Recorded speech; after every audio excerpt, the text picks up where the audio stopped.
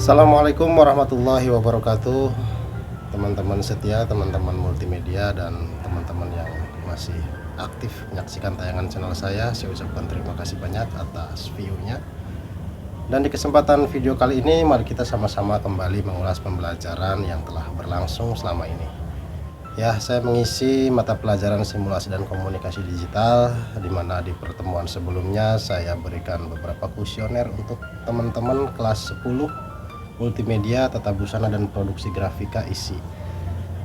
Setelah kuesioner itu terisi, maka di sini saya dapatkan beberapa tanggapan yang memang ini adalah isi dari pembelajaran simulasi komunikasi digital itu sendiri. Karena pembelajaran simulasi komunikasi digital itu salah satunya adalah untuk mempelajari, mensimulasikan bagaimana caranya kita bisa berkomunikasi dengan menggunakan perangkat digital.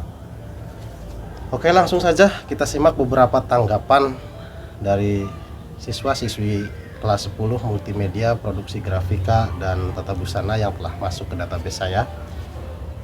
Untuk itu, bagi teman-teman yang baru bergabung, silahkan kunjungi playlist saya selengkapnya. Kemudian jika tertarik dengan tayangan channel ini, jangan sungkan-sungkan untuk menekan tombol subscribe dan bagikan video yang telah saya buat ini. Semoga bisa bermanfaat bagi teman-teman yang lainnya.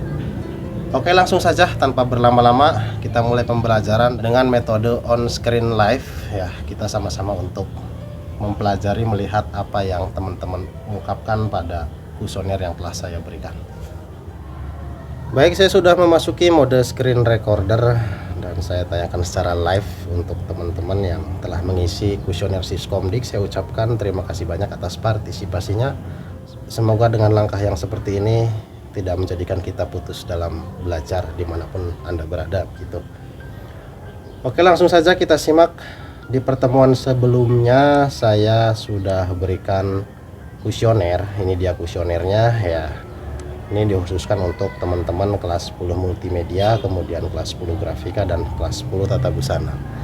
Nah, mari kita simak sama-sama seperti apa kuesionernya dan apa maksud dan tujuan saya memberikan kuesioner ini.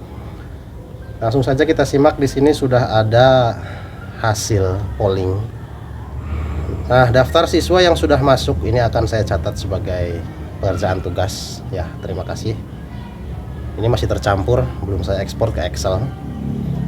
Dari 3 kompetensi keahlian, survei membuktikan yang paling banyak itu dari kelas 10 multimedia 3 ya. Terima kasih atas responnya, sangat responsif banget ini kelas multimedia.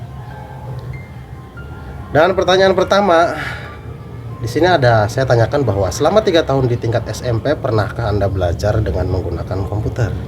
Ya, ini tentunya ada kaitannya dengan pembelajaran yang akan kita bahas berikutnya. Karena apa? Karena di pembelajaran Siskomdik ini kita akan sering berinteraksi dengan yang namanya komputer. Nah, untuk itu di sini juga saya tanyakan, menurut Anda apa sih definisi komputer itu? Alhamdulillah sudah banyak jawaban yang masuk ke database saya.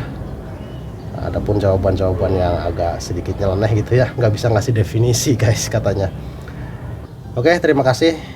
Kemudian saya berikan pertanyaan lagi, pilihlah salah satu beberapa perangkat digital yang pernah digunakan dan bisa dioperasikan dengan baik. Artinya apa? Dengan baik di sini dalam catatan garis besar bahwa adanya perangkat digital itu sejatinya adalah untuk kita berbuat baik. Jadi jangan sampai perangkat-perangkat digital disalahgunakan untuk menyebarkan hoax guys ya, seperti itu. Kemudian dari beberapa perangkat tersebut, survei membuktikan bahwa smartphone masih berada di tingkatan yang paling banyak ya. Jadi masih sering menggunakan smartphone. Mungkin teman-teman yang menggunakan smartphone alasannya karena lebih sering dipakai gitu ya. Jadi intinya kalau ilmu simulasi dan komunikasi digital itu bagaimana kita sering menggunakan perangkat tersebut, insya Allah perlahan-lahan kita akan terbiasa dan bisa untuk mengerjakannya. Begitu. Nah, di sini juga saya minta penjelasan kenapa sih lebih memilih perangkat-perangkat yang memang dianggap mudah. Ada jawaban juga di sini. Saya pilih smartphone karena lebih sering digunakan tuh. Tadi seperti apa yang saya sampaikan, ketika kita sering menggunakan perangkat digital, maka dengan refleks itu saraf-saraf kita itu memang sudah terbiasa dengan perangkat-perangkat tersebut. Jadi nggak usah heran guys, kalau memang orang yang belum kenal sama sekali dengan komputer kemudian belajar mulai dari awal itu akan sedikit merasa gagap ataupun gaptek ya, pegang mouse aja sampai geter-geter gitu ya. Nggak apa-apa. Kemudian berikutnya adalah pertanyaan-pertanyaan edukatif ya. Tahukah siapa orang yang pertama kali menemukan perangkat digital yang mudah dioperasikan menurut Anda? Nah, jangan sampai begini. Teman-teman kan sering mengoperasikan yang namanya smartphone. Teman-teman tidak tahu sejarahnya, bagaimana smartphone itu pertama kali diciptakan, bagaimana generasi-generasi sebelum smartphone itu diadakan. Dan di sini sudah ada jawaban dari teman-teman dan saya nanti akan nilai. Nah, di sini juga saya tanyakan bahwa pada usia keberapa mulai menggunakan perangkat digital. Jadi perangkat digital itu umum, bisa HP, bisa kemudian laptop, bisa komputer dan lain sebagainya gitu ya. Ada yang menjawab 14 tahun, 12 tahun. Perlu kita ketahui bersama bahwa pengenalan perangkat digital itu sebaiknya diawasi oleh orang tua. Karena apa? Karena perusahaan sebesar Google pun itu yang punya mbah Google-nya juga mendidik anak-anaknya itu dengan asuhan orang tua dulu, tidak langsung terjun ke perangkat digital. Artinya apa? Artinya memang perangkat digital jika disalahgunakan atau disalah misconception atas kelakuan-kelakuan yang kekanak-kanakan gitu, bisa mengakibatkan hal yang buruk. Contohnya terjadi kegiatan-kegiatan yang saling mengejek di dunia maya, kegiatan-kegiatan yang saling membenci gitu ya. Jadi jangan sampai kita terlalu dini menghadapi perangkat digital sehingga kita belum punya batasan untuk mengolah dan memilih mana yang baik dan mana yang buruknya, begitu guys. Nah, di sini juga saya tanyakan kegiatan apa sih yang memang sering dilakukan teman-teman kelas 10 multimedia 10 tata busana dan kelas 10 produksi grafika ketika menghadapi perangkat digital. Ini kebanyakan digunakan untuk sosial media, entah itu di Instagram atau di Facebook atau di manapun juga itu. Intinya perangkat digital memang digunakan untuk kegiatan-kegiatan yang berbau maya, begitu guys. Oke, setelah menjawab pertanyaan di atas, jadi teman-teman tahu tentunya apa yang dimaksud dengan perangkat digital. Ya, di sini sudah teman-teman bisa sampaikan dengan pendapatnya masing-masing. Saya sangat menghargai pendapat-pendapat ini. Oke, terima kasih. Dan di sini juga saya tanyakan literasinya, yaitu tokoh-tokoh penemu alat komunikasi. Ya, sudah tentu paham dengan siapa itu penemu telepon ya, karena smartphone itu awalnya dari telepon yang bisa SMS guys. Ya, penemu telepon itu Alexander Graham Bell dan Samuel F.B. Morse itu penemu telegram ya. Itu diantara teman-teman yang jawab gitu. Terima kasih. Nah, kemudian dalam perangkat digital tersebut ada yang namanya sebuah software. Software itu apa sih? Software itu adalah perangkat lunak yang memang tidak bisa dilihat oleh mata bentuknya. Seperti apa perangkatnya? Itu tidak bisa karena adanya di dunia maya, di dunia digital. Tapi kita bisa memanfaatkan software ini sebagai distribusi antara bahasa yang ingin kita ungkapkan terhadap mesin yang memang sejatinya itu hanya bersifat sebuah mesin. Jadi mesin itu ya hanya mengenal 0 dengan 1 seperti yang telah saya sampaikan pada video sebelumnya. Nah, software-software ini teman-teman sudah jawab dan teman-teman sudah kasih informasi terhadap saya. Ada yang sudah mengenal Microsoft Word, ada yang sudah mengenal Microsoft Excel, ada yang sudah mengenal PowerPoint dan lain sebagainya. Ya, terima kasih, jawabannya juga saya simpan. Nah, di sini tadi setelah kita mengetahui software-software yang ada di komputer maupun di smartphone, itu tentunya kita harus mengetahui hardware-nya juga. Hardware-nya itu apa? Hardware itu perangkat keras. Perangkat keras yang bisa dilihat bentuk fisiknya. Seperti contoh smartphone Anda itu merupakan perangkat keras. Perangkat keras yang ada bentuk fisiknya.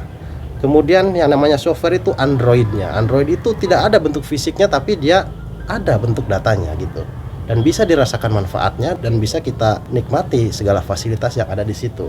Jadi seperti itu ya perbedaan antara software dengan hardware. Kemudian saya tanyakan kembali, bisakah Anda menghitung berapa lama Anda mengerjakan kuesioner ini? Tentunya ini ada kaitannya dengan pelajaran simulasi dan komunikasi digital. Yang dimaksud oleh saya di sini adalah bisa nggak sih teman-teman ngitung gitu seberapa lama? Dan di sini jawaban survei membuktikan ada yang menjawab bisa. Jawabannya mungkin dengan cara melihat jam yang ada di HP, ini cerdas sekali. Kemudian ada yang ragu-ragu, nggak tahu jawabannya, 15 mungkin, maybe gitu ya. Nah, semua kemungkinan atau probabilitas yang ada di jawaban teman-teman ini tentunya sangat mengandung arti informatika bagi saya. Nah, untuk itu ada beberapa alat hitung yang memang bisa digunakan. Contohnya di sini saya tanyakan lagi. Pilihlah alat hitung di bawah ini yang sering Anda gunakan gitu. Ada kalkulator, ada sempoa, ada tasbih, ada kotretan. Ya, kalkulator sudah paham semua seperti apa bentuknya, hardware-nya seperti apa, ya, software-nya juga seperti apa. Ya, kalkulator hanya untuk menghitung kali, bagi, tambah, kemudian kurung buka, kurung tutup, pangkat, dan ada yang lebih spesifik lagi mungkin sampai ke kalkulator pemrograman. Contohnya pada kalkulator yang ada di komputer ini, saya panggil kalkulator, dan dia akan muncul berapa opsi di sini. Standar, kemudian ada opsi saintifik, ada opsi programmer, dan ini kalkulatornya berbeda-beda bentuknya karena sesuai dengan kebutuhan dan fungsinya masing-masing gitu guys. Jadi pada umumnya kalkulator ya seperti itu. Yang kemudian sempoa di sini sudah tahu bentuknya seperti apa, seperti tusuk sate gitu ya, tusuk bakso yang ada bulat-bulatnya gitu ya. Dan tasbih juga kita sering gunakan untuk berzikir, itu alat hitung juga termasuk. Dan kotretan ini kita pelajari dari mulai SD, bagaimana caranya kita menghitung secara matematis, 1 ditambah 1, kemudian 1 dikali 96 misalkan. Itu ada sistematika kotretan yang memang membuahkan sebuah jawaban yang pasti gitu. Nah, dari beberapa alat hitung yang telah dipilih pada pertanyaan sebelumnya, manakah yang paling mudah digunakan? Nah, saya tanya, ternyata 81% teman-teman menjawab kalkulator. Karena apa? Karena bentuknya itu ya seperti itu, ada angkanya, ada kalinya, ada baginya, ada simbolnya. Dan ini kita pelajari bahwa perangkat-perangkat digital yang memiliki fungsi dan maksud tujuan tertentu itu harus dibuat sedemikian rupa agar mudah untuk menggunakannya. Ya, kita kembali lagi ke kalkulator. Contoh, saya masuk ke kalkulator lagi.